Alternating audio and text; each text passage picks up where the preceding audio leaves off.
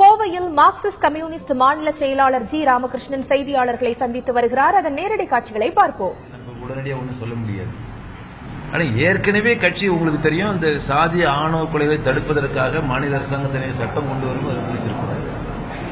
இது எப்படிப்பட்ட கொலை என்பது இப்ப நாம சொல்ல முடியாது. ஒரு பட்டப்பகல் நடந்த ஒரு கோரமான படுகொலை அடிப்படையில் அதுதான் நான் ஏற்கனவே சொன்ன ஹைகோர்ட்ல இது வந்திருக்கு. நேற்று அங்கு கட்சி தலைவர்கள் போயிட்டு அவங்க ஆறுதல் தெரிவித்து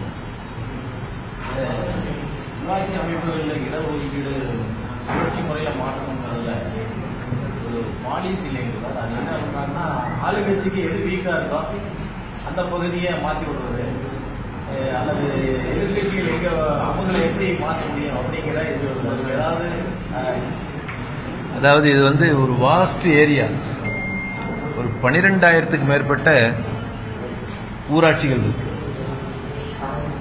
சுமார் 300 அளவிற்கான ஊராட்சி ஒன்றியங்கள், 100க்கு மேற்பட்ட நகராட்சிகள் இருக்கு, 500க்கு மேற்பட்ட பேரூராட்சிகள் இருக்கு, அதே மாதிரி 12 மாநகராட்சிகள் இருக்கு. ஆகவே மாநில அரசாங்கம் அந்த இடஒதுக்கீடு சுழற்சி முறையில் மாற்றி வேண்டும் வருகிற போது அதில் ஒரு நேர்மையாக அந்த இடஒதுக்கீடு மாற்றத்தை செய்யணுன்றதுதான் நான் மாநில அரசாங்கத்தை